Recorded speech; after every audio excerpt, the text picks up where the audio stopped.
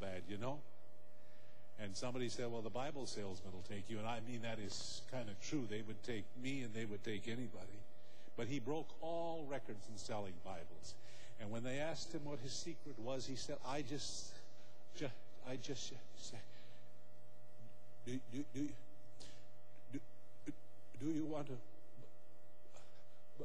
buy the Bible, or would you rather have me read it to you?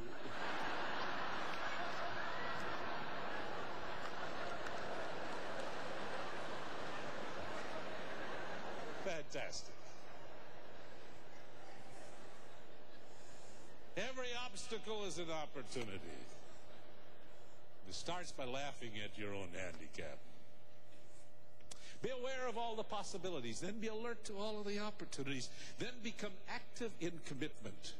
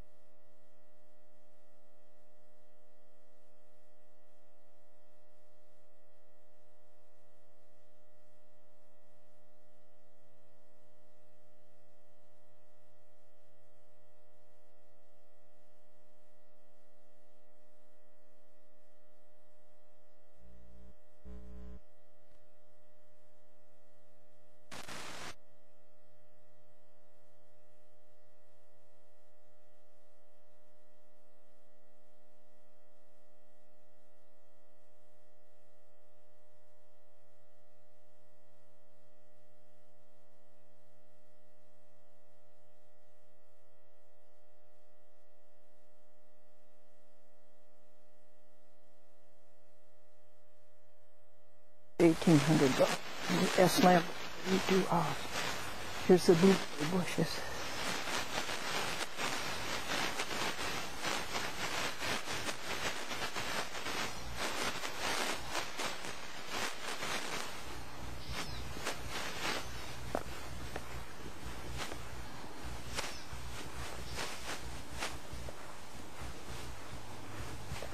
Boys and girls, we have a very inviting career to tell you about, and a very enthusiastic person to tell you about it, and that would be Mr. Joseph Composio, who is the town clerk for the town of Manchester, Connecticut. And he sent me pictures. I have a picture to show you.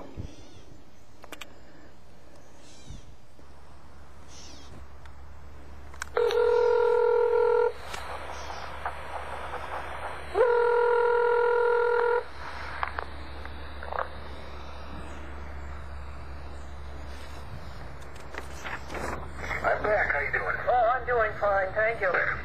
Tell the boys and girls what it's like to be a town clerk. It's probably one of the most interesting and challenging jobs, certainly in the state of Connecticut, where we have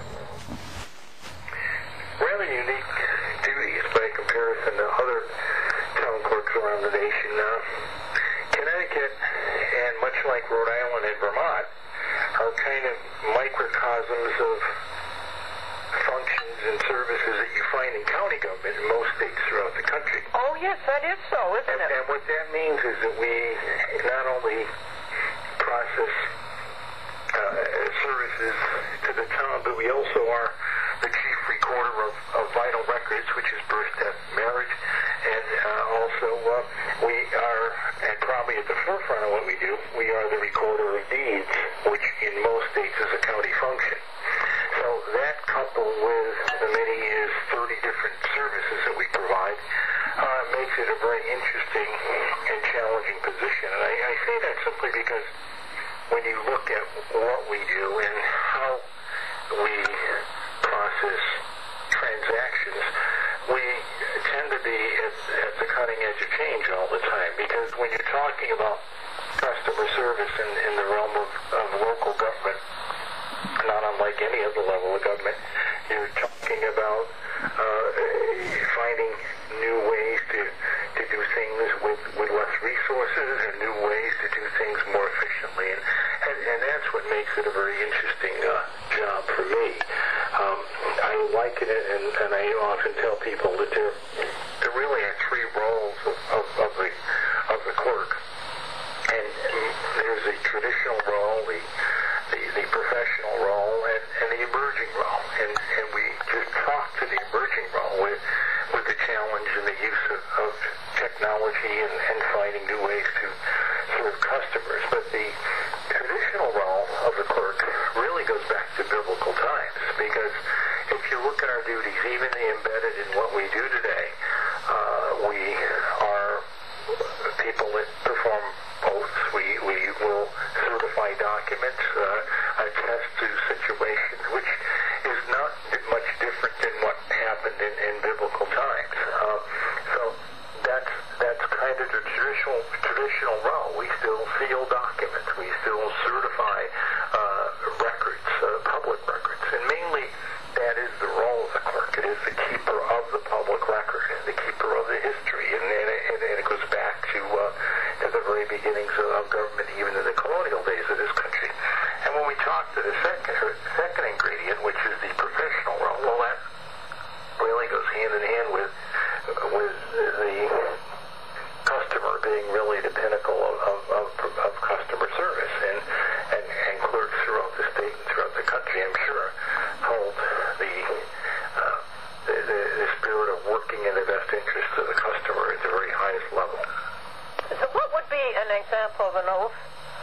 Well, for example, someone will come in here and they decide to, they have just changed their name, and they have just recently married, and their name is on a deed, and they have to attest that they now have this legal name, and what it does, it prompts the transition of now identifying this person as the owner of property only under their new surname. I get it. They're divorced. There's other examples. Next Friday night, we have a new police chief in town. I will be doing the oath of office. Oh, really? With a new police chief, and that's another tradition of the clerk. Oh, really? That's done by you? That's correct. Mm-hmm. So, Guess what, Joseph Composio? I was just talking to Joseph Cronin in Long Island, and he knew you. He asked me what I was doing, and I said I was videotaping a audio tape of an interview with you. And he said, oh, he's a nice man, and he's going to look forward to seeing you. And that's way out in Long Island, way out in Lindenhurst. yeah, I get it. There's other examples. Next Friday night, we have a new police chief in town. I will be doing the oath of office. Oh, really? With a new police chief, and that's another tradition of the clerk. Oh, really? That's done by you? That's correct. Mm-hmm. So we'll have duties of varying type, and giving oaths. People will come in here and they'll sign affidavits, or we perform notary work. People file their business names with us, and any time they do that, even when they do a marriage license, they are attesting to the fact, and by taking that oath, you really are committing yourself to the fact of the matter and the application or the information that's preceding you. And a young man said to the clerk, how much does it cost to get married? And the clerk says $25 and a paycheck every week the rest of your life. Well, that's true, but it's a lot more money to get divorced, too. It's a pretty good bargain when you look at the options that come.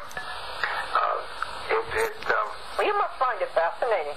We don't. And, of course, Connecticut was one of the first states recently to implement same-sex marriage, and that really grew kind of slow here, but no, it's really the same workflow. We've had people come to Connecticut from faraway places, Hawaii and Utah, as well as New York State, to get their marital status same-sex recognized in the state of Connecticut. So that has been somewhat of recent interest in historical change and how Connecticut governed itself with respect to recognizing marriages. And there's been others who are involved in elections. We certainly are involved in working with other departments and the identifying of mappings, and through our records we get involved in military discharges. And I think in many, many ways the role of the town clerk is probably one of the best kept secrets around in government. It can be very, very rewarding. You deal with customers, you deal with citizens, you deal with strategy and planning, you deal with state and local government entities, even federal for that matter. A lot of diversity. And I think, too, that in this information age as it goes forward, why I say it's a best kept secret, I think it's truly an interesting vocation. People that aspire to want a unique career that can be challenging should investigate the managing of information and managing of public records in the case that we do. The other side of the coin is being on top of your game with respect to customer service. So, and very few people know what we do. We've often had job openings here, and I was surprised that we didn't have more applicants from the banking sector, for example, because, as I say, a lot of what we do is relative to the processing of deeds, the recording of deeds, and of course banks are very deeply involved in that. But I think, too, there's a lot to be said about us projecting and doing more outreach, and that, frankly, is one of the reasons why I aspire to come and participate in this interview, because I think the more we can do to be ambassadors and promote what we do, people will understand its importance in the level of government, but also perhaps find a career path at some point. There we are. That's what we're here for today. What background would a boy or girl? Would it be good to have a background to get into being a town clerk? Doesn't really matter. I mean, it's gender neutral. We have people in our association right now. We have 169 cities and towns. I'm president of the state association. Oh, wait a second, Joseph. You are? Yeah. And what's that called? State of Connecticut. I'm the association president. My goodness, what's it called? The Connecticut Town Clerks Association. We can be found on the ctca.org. CPA? ctca.org is our website. Say the whole name again, Joe, would you? It's the Connecticut Town Clerks Association. And you're the president? I'm the El Presidente for my second term, which just began in April. Oh, bless your heart. Well, thank you. So you say the background for a boy or girl would be... Myself, it's a sheer coincidence. I went out of college and majored in history and political science, and I had aspired to go into law. And then I kind of changed gears, and I wanted to get into the diplomatic corps, and then I even changed gears again and wanted to get into advertising and public relations. Well, that never happened. I spent 30 years working corporately in insurance companies and banks, holding somewhat like customer service jobs. I have a background in purchasing and workflow and organization analysis, but that came with experience. It did not come as a preparatory stage education. I have a liberal arts degree. I have a background in purchasing too. I buy everything. But I like people. I like challenges. I like to be creative, and I see those as key ingredients. I do see a secondary education as being critical, whether you major in liberal arts or political science or even records management.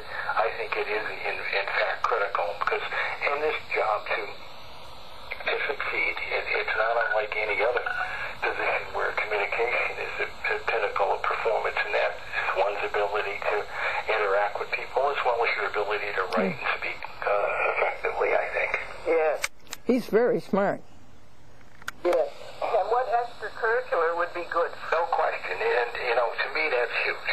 And I mean, you talk about gender differences. I'm from an era where people like my wife never had an opportunity to play sports in school. I think that's tremendous, and I think it's a tremendous opportunity today, because sports, whether you're male or female, I believe teaches teamwork and how to pull together.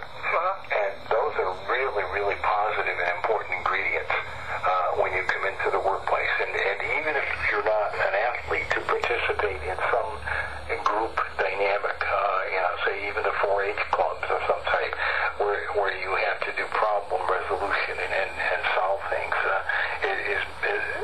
is very important ingredient to succeeding in the business world of any level, whether you aspire to be a town clerk or whether you aspire to get into some other form of government. And it is really a multifaceted job, isn't it? There's no question about it. You say you do 30 things? There's 30 things you do? I'm sorry? You said you did 30 things? There's 30 jobs that you do? Oh, when you put everything on the table, I mean, we have, as I say, we're involved with the vital records, which is we interact with the funeral homes for deaths. We interact with the religious communities for marriages. We interact with weddings also of same-sex. We interact with the hospital for birth records. In our case, we're a hospital town, so we have a responsibility to communicate with the neighboring towns. If someone it lives in a neighboring town but is born in Manchester, we work with them.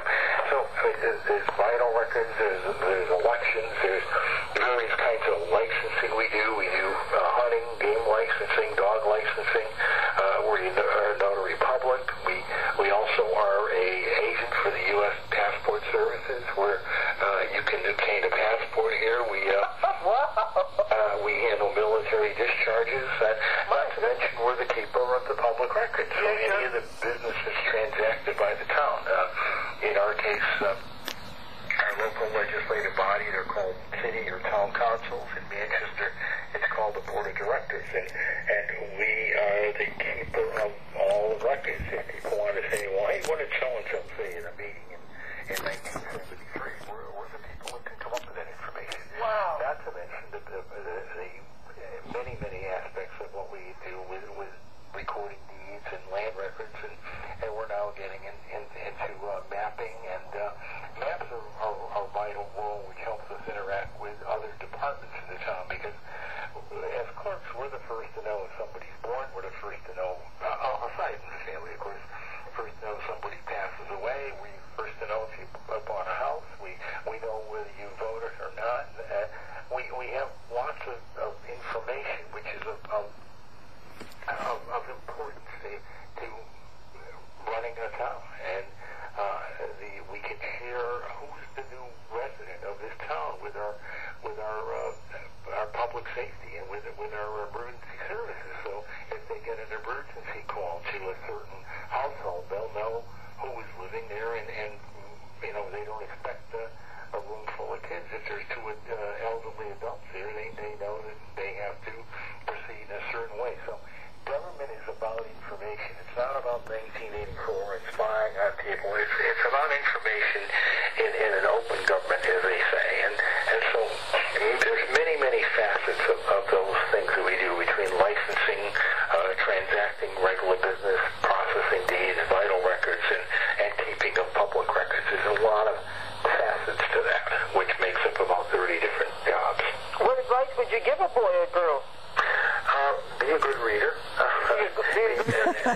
Certainly a team player. And be willing to have a vision. Because, whether your vision is one that says, gee, we did that 20 years ago, and I think we should do it again, or let's try something new, that's a vision. How often have we not seen Glendora somebody come and say, geez, we used to do that 20 years ago. It's not a bad idea. And that, I think, is a very, very important ingredient to succeeding in this kind of a role. Folks, guess what? I have tried for 3 days to do this interview for you. And I wanted you to be outdoors and see it rather than inside. But guess what? I thought today we'd get it done, but it's beginning to sprinkle.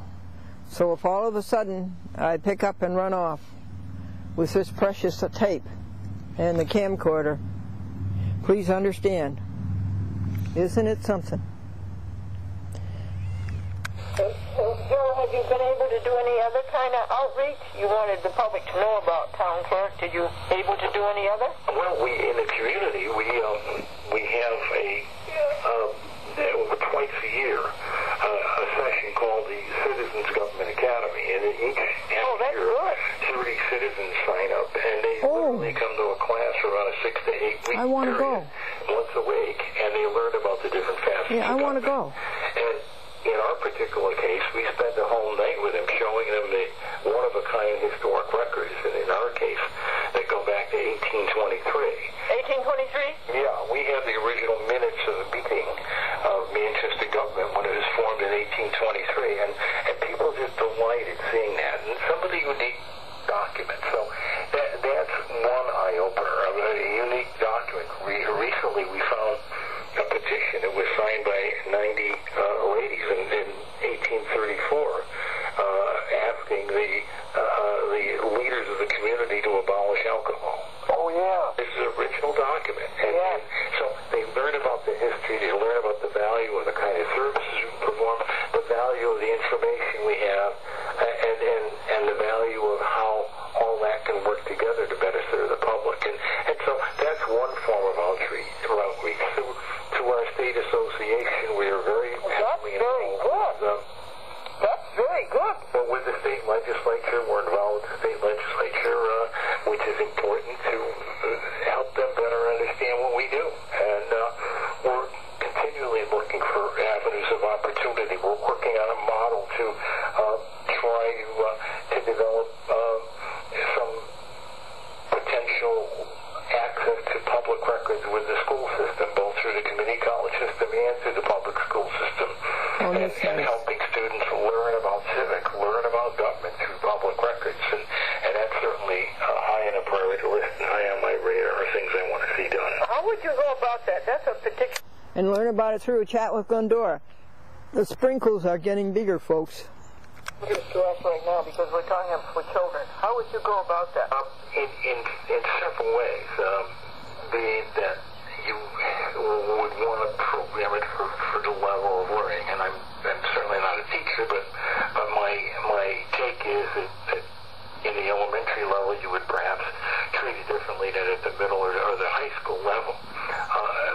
The importance of it is to use public records to help those at any level better understand how government works. You know, it's shameful in Connecticut, and in Manchester, we're going to have a local election this year.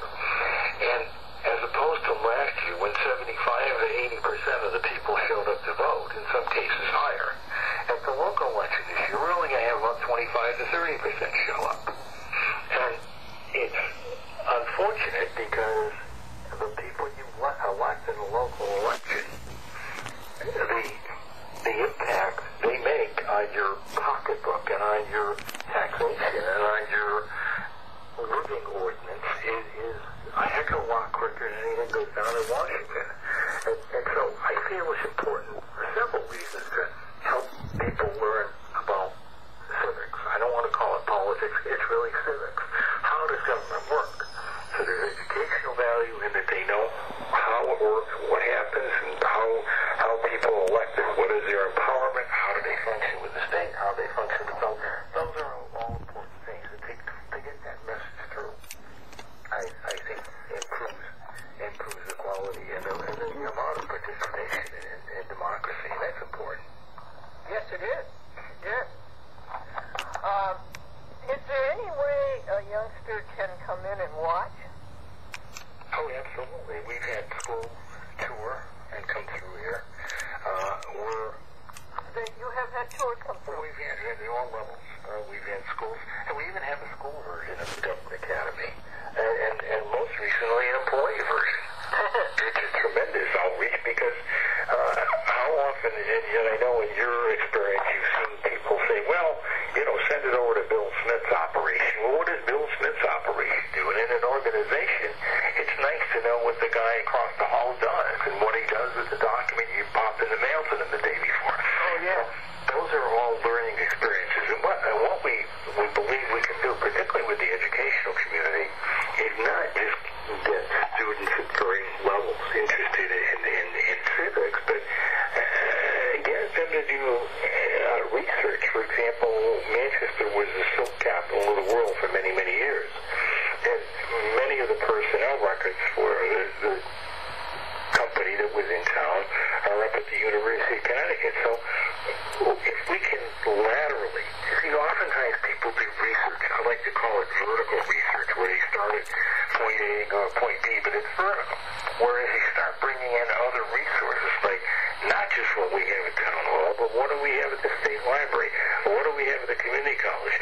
What do we have at the State University? And making that part of the lateral spectrum of learning. And that's where students, I hope, can come in here at any level and go onto a kiosk or onto a workstation and search and learn.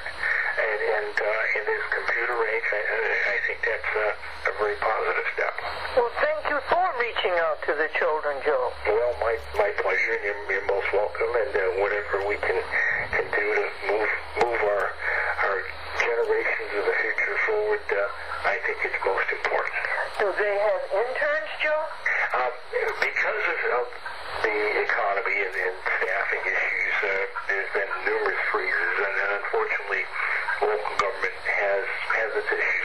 Currently we're understaffed by 2 people in my operation, which is significant when we have a full-time staff of 6 people and you have a 33% hit on your staffing. It's significant, but it's telling at the time you find a way to make it work. But in the better times, there can be and should be interns, and what we can do to move that, I certainly will be supportive of it. But in the meantime, that does not preclude the opportunity for somebody to come here and volunteer. We have...